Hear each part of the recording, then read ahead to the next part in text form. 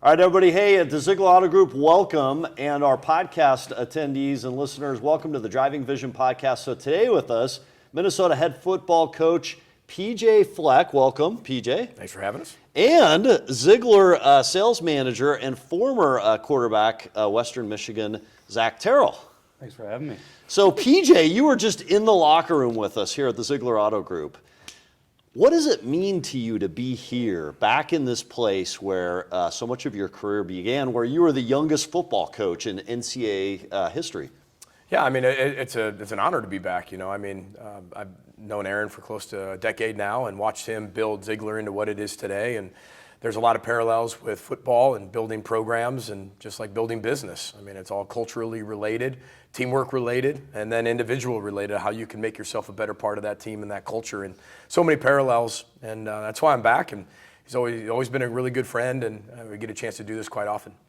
Coach, you actually have an unusual relationship with the Zeigler Auto Group, one I only recently found out about. You were introduced to Zeigler single and left married. Will you tell us how you met your wife? Yeah, I mean, I got a chance to meet her through Aaron, and you know, I always told Aaron, I said, I'm not going to be the one to ask her out. You need kind of subliminal messages through Aaron that somehow got to her that she'd have to ask me out. Because I was 1 and 11, I was divorced, nobody wanted to talk to me in the town. And I still remember one of our first dates. She came by, picked me up, said, get in the car. And I said, you do know who I am, right? Like, you do understand, like, who I am, and are you sure you want to be seen with me? And we spent pretty much every day together since. So. Did you buy a car? A lot. From her? Yeah, I think I did. Okay. Yeah, one.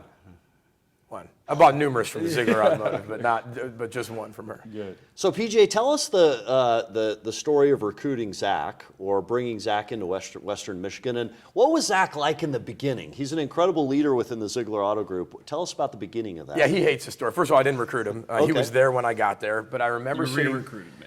Yeah, you had to re-recruit everybody because Yeah. when you show up as a head coach, there's everybody tied to a different staff, and right, wrong, or indifferent, they're just not there anymore. And here comes this whole new culture, and culture is connecting people. And I just have a different way of connecting people than the guy before, the guy after, whoever. It's just, that's what cultures do. They connect people. And I remember sitting down with our entire team, talking to all of them, and I remember watching Zach, and I don't know if it was a little bit more of motivation, a little bit more to see if I could just see what he was made of. But I remember calling him in my office saying, you know what, I don't think you're a very good leader. And he looked at me like, how dare you? I'm a really good leader.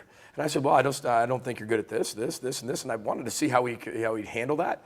And he processed it all. And whether he thought he believed me or not, you could see him process it. And you could see him say, you know what, if that's how this coach sees it, I'm going to look at myself, see where I can get better, continue to be me, but be a better version of me. And he turned out to be probably the greatest leader I've ever coached. And not because of us, but because of him. But I still remember that first conversation. He's an unbelievable leader, but I needed something to see if I could challenge him and see how he was going to be able to respond, because I've only had 2 quarterbacks play for me in 10 years as a head football coach, and wow. This is one of them. Wow. And but to watch him after a 1 and 11 season go take, you know, Western Michigan University and the city of Kalamazoo on his shoulders and take him to 13-0 and 13-1 to the Cotton Bowl and lose to Wisconsin, but a MAC championship, an undefeated season, and to watch that came from the ashes of 1 and 11 and from him growing as a person always. And he's deep in his spiritual faith and always has been, always will be, but he also checks himself every day and makes sure that he can serve and give more than he did the day before and do it better than he did before. And it was no different from our first conversation that we had about being an average leader, I would call it, because he was still pretty good. Yeah. But I had to find a way to be able to see if this guy was going to be the quarterback of the future. What's crazy about that, and I don't even know if I've ever told you this, but I was planning on transferring to Miami of Ohio. Oh, really? So, I never heard that one before. What was crazy about that is then when he challenged me, I've almost probably stayed more out of just being stubborn, out of sheer will of just saying, hey, you know, I'm going to stay and I'm going to prove this guy wrong. How close were you? My dad had wanted me to leave. My own father was like, you're leaving. You're leaving Western Michigan University. The coach is telling you are a terrible leader. Yeah. And I said, you know what, Dad, I'm going to stay and I'm going to prove him wrong and I'm going to prove myself right. And it all ended up working. Didn't look so good at first because we went 1-11 shortly after. But there's one thing that you as a leader that I think is special that is often overlooked, and it's your consistency. Talk about how you are so consistent as a person, your messaging, and then how you come across to your teammates and your players and those who look up to you on a daily basis? How are you so consistent? Yeah, I think we talked about this earlier. Just I'm really good at being myself, and I think too many people, they're inconsistent because they don't know who they are and they don't know how to act and they don't know what to do. If you're just yourself in every situation that comes your way and you're a better version of yourself the next day, then you can build that trust with that consistency, that time, and that proof that's truly needed. And I'm not saying that I'm really good at it, but I know who I am, and I do everything I can to be a better version of myself tomorrow than I was today, and be better today than I was yesterday. And I think too many times we try to be what the outside society wants us to be, or what a head coach should look like, or what a business executive should do. And instead of just running the company or the organization or the team how we feels fit. Because when you're you, everything else falls in place. You don't have to try to be somebody that you're not and then get stuck in a lot of different situations on what do I do next. If you're just yourself and you get yourself around the right people that bring the best out of you, then you can have a ton of success. And the reason why I'm here is just for whatever it is I've had so many great people around me, including him. But you saw in that 1-11 season that this guy was going to turn that whole program around. So that's an interesting point. Human nature, we want to make snap decisions about people. From the outside looking in, at the end of that 1-11 season, you saw losers, right? You saw a team that could not win, that human nature is to project that loss way far ahead and say you'll never win. How do you see things how they truly are, how they really are? How did you see the talent? How did you know for yourself that wasn't you and turn it around? That's a huge leadership lesson. Well, I think it's giving definition of substance to words we hear every single day. Not that everybody has to say the same thing, but we have cultural definitions that are baseline for a simple word, failing, right? We all fail. Every single day we fail, but we define it as growth. You have to grow, you have to fail. You have to understand what failing feels like to grow. And Zach found 11 ways, right? And found 11 ways to not find a way, or to not find a way to win. And now he had that substance and had that wherewithal to know what didn't work and why it didn't work. Because we all know it didn't work, but why didn't it work? So failing is growth and failure is quit, because that was the biggest test for him, was once he failed, was the response going to be growth or was the response going to be quit? And once he responded to grow, that was his DNA. That's from his mother and father, and that's from his spiritual life. He wasn't built to do anything else. The whole team did it. Because it's not about the message that I have. That's where the culture set definition is. But then it's the messengers who take that and run with it. And that's why we talk about bad teams, nobody leads, average teams, coaches lead. Elite teams, the players lead. Well, that first year, they couldn't lead because they didn't know anything. They were all learning. They were all finding their way. But that same young team that went 1-11 ended up, for the majority of those guys, took us to 13-0. But that 1-11 was necessary. And I always tell people, like, coaches should always have to go through like a 0-12 or a 1-11 season to start. Wasn't it painful though? I mean, awful. But it builds you. It takes you one of two ways. No, you said scarring, and I think that's right? But it does. But I think scars are necessary in all of us. We all have scars. Our hearts, our minds, our souls, our bodies. Yeah. But it's the response to those and the understanding of that's your journey. Like that's how you made it to where you are. Yeah. And not be scared of that or worried about that, but be thankful for what we have, because too many people aren't grateful for the result. So as a coach in that 1-11 season, you talk about leadership as turning a roadblock into a speed bump. What are some of the speed bumps you created that year to help? I mean, you say it's player-led, but the coach inspired, right? What are some of those roadblocks that you turned into speed bumps? Well, I think it's empowering your people to know what battles to pick and which ones they can figure out on their own. And when it's early in the process, you're solving everything for everyone, because you're setting the tone and the definition and the standard of what it should look like. And that's exhausting. And it takes a lot of energy away from you, the leadership team, and everybody else. Where once everybody knows exactly what to expect, right? Frustration comes when your reality doesn't meet your expectation. Yeah. But once you actually understand what the expectation is and the reality of exactly where you are, the frustration gets limited. And we were very real with our team.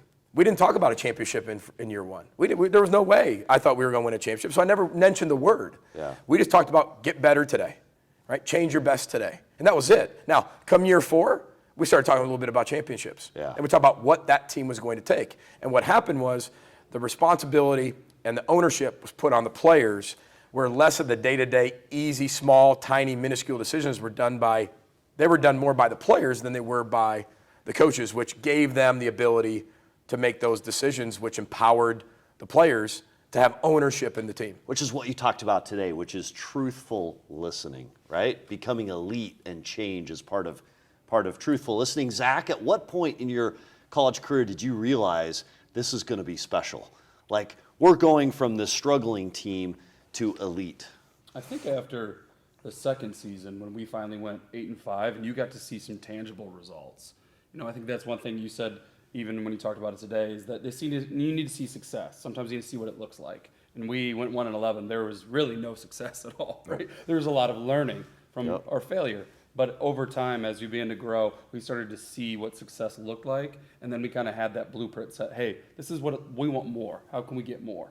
And that's one thing that he does a great job of setting a vision and giving a blueprint. And, even going into our last year, just flashing on a screen a Cotton Bowl logo. And none of us knew what that meant, before the season even started, and he didn't even talk about it. But he just flashed up there that subliminal messaging and vision way before we'd even thought ourselves of it being possible. You use this quote, using cultural ways to teach lifetime lessons. Yes. Oh. You talk about finding cultural ways to teach lifetime lessons. The OR, right? Flashing pictures of the Cotton Bowl logo. Where did you get that from as a leader? How did you learn that? How did you develop this idea of creating a vision that was so sticky for these kids? Well, I'm not very smart, first of all. Not true. You have to be able to keep things very simple for me to get it. I have an elementary education background in terms of teaching. I was a 6th grade social studies teacher. So you've got to teach, when you're teaching 6th grade or teaching elementary school, it's teaching at the simplest form. You've got to get all these people that are distracted by anything, fly on the wall to a crayon dropping to somebody picking their nose, to really focus in on and capture their attention for 50 minutes on a topic that maybe they don't want to do. And same thing for a football team. There's so much brain space for young people these days, and you want to make sure that whatever they do and whatever they listen to, whatever they hear, what is important in their lives as young people, you incorporate that and intertwine that into your teachings day to day. That have to do with football, life, being a great husband, great father one day. You have to incorporate all that. I mean, I'm 41 years old, so I'm not their age, but it's my job to find a way to know what they listen to so I can incorporate that into my message for the day.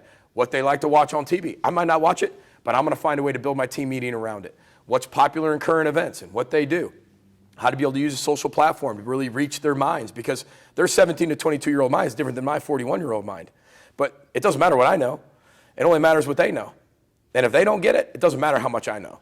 So that's the whole, what our whole culture is about, is finding a way to get everybody to understand it, and they understand it better and want to come back tomorrow even more ready to learn than they were the day before. So Zach, how have those leadership lessons under PJ Fleck all those years ago made you a better leader today in business? How have you applied those to a sales manager at Zeigler Auto Group? In every way. Even from the way that I talk to the phrasing that I use and the way that I influence the people that I'm with every day, not only, people that work for me, but our customers. And throughout my life, the program is still instilled in me. I still know all the pieces of it, and I still use all of them.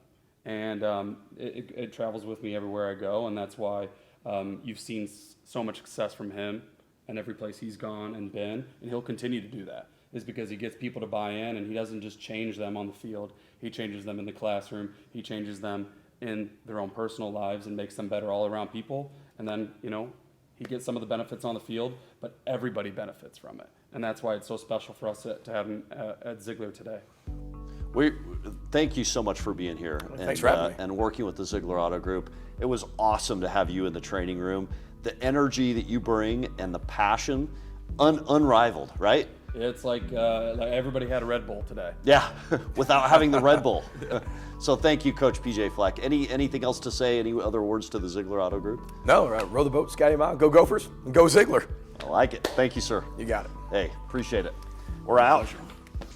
It was when I started empowering the team and empowering the people around me, I became a better head coach. And my time was used properly, and my people wanted to do it. They didn't have to do anything. They wanted to do it. And when your have to and want to match, you got a mature team, and you can build an elite culture.